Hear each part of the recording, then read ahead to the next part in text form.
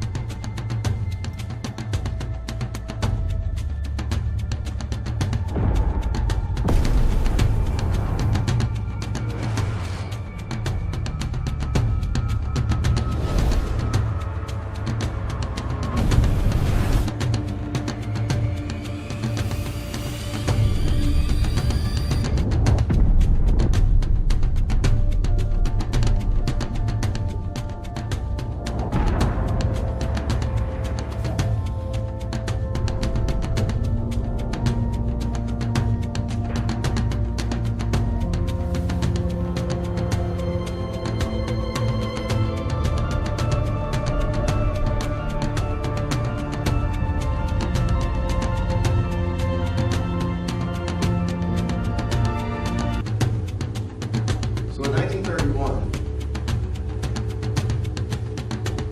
the Belgian physicist, who was also a friend of Albert Einstein and worked with Albert Einstein from time to time. This is a very intelligent man, PhD in physics, an engineer.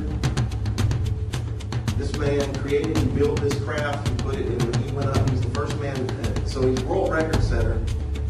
Dr. Auguste Piccard, Star Trek, Jean-Luc Picard, named after him. Okay? First man to reach the stratosphere. The first man who went that high. Now notice in the commercial, the first couple of horizons they show you completely flat. All right? He did this on May 27th, 1931. He set a world record at 51,775 feet. Here's a picture of, I took some stills of this. They showed us, what are they showing us here? They're showing us the basically flat horizon. Now I love how they change it, but it shows him going up, and it shows him breaking through the firmament into what? They're mocking us. They know the truth, they're mocking us. Now here's some pictures. Auguste Piccard, PhD in physics. This is a well-known historic figure. I mean, stamps of him. I mean, this is not some guy. I can't believe how I never heard of him. Here's him in the Encyclopedia Britannica. Says he was, he died born in 1884, died in 1962. Swiss-born Belgian physicist, notable for his exploration of both the upper stratosphere and the depths of the sea in ships of his own design. In 1930, he built a balloon to study cosmic rays. In 1932, he developed a new cabin designed for balloon flights. In the same year, he ascended to 17,008 meters, 55,800 feet completed. Another one he did it later on. He was born into a family of Swiss scholars. Worked with, like I said, he worked with Albert Einstein. Here's a picture of him with his assistant in the capsule that they went up in. It had portholes, and this is a porthole. And then I found this. This is a Popular Science magazine from August 1931. He did this in May. So just a few months after his ascent to a world record height, there was an article in there, 10 miles high in an airtight balloon. Now, just so people could say that I didn't get this off the internet, I did a little research. So I went on eBay and searched for Popular Science magazine, 1931, August edition. I found one. I paid $15 for this. 25 cents. Just to verify this fact, I'm going to read this article to you.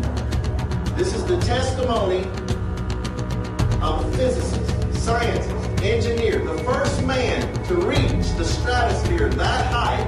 His testimony of the shape of the earth. Can I read this to you? It's on page 23. This blew my mind. Just to verify. Is that the same article?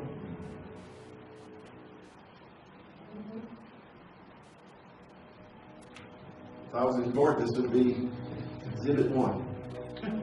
Right? Says a huge yellow balloon soared skyward a few weeks ago from Augsburg, Germany. Instead of a basket, it trailed an airtight black and silver aluminum ball. Within, Professor Auguste Piccard, physicist, and Charles Kepfer aimed to explore the air 50,000 feet up. 17 hours later, after being given up for dead, they returned safely from an estimated height of more than 52,000 feet, almost 10 miles, shattering every aircraft altitude record. Oxygen tanks kept them alive while they made observations. Records of their instruments are now being checked and interpreted. The first to rise safely into the upper layer of the Earth's stratosphere, they found air pressure at 10 miles altitude so low, 1/10 of that at sea level, that a man exposed to it would perish, much as a deep sea fish burst of its own internal pressure when it's brought to the Earth's surface. Piccard and his aide found cosmic rays, mysterious radiations from outer space. They thought, of course, far more powerful than the Earth's surface, and engaged their intensity. The explorers trapped samples of upper air, blue air, as Piccard reported it to appear in cylinders. Analysis may prove it exceptionally rich in ozone, the intense blue gas supposedly responsible for the heavy side layer or radio roof. Now listen to this. The story of their adventure surpasses fiction. During the ascent, the aluminum ball began to leak. They plugged it desperately with Vaseline and cotton waste, stopping the leak. In the first half hour, the balloon shot up 9 miles through portholes. The observers saw the Earth through copper-colored, then bluish haze. Here's what he said. It seemed a flat disc with upturned edge. Now this is 1931. Before NASA. Before they decided they were going to lie to us. Before they conspired worldwide to lie. Some people say that there are no scientists that are flat earthers. Well, guess what? He told you what he saw. What is this magazine?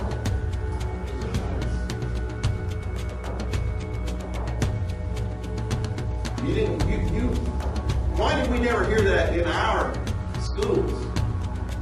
I never heard of this man. Took an Illuminati commercial to make me look, who is this man? Just another picture of him.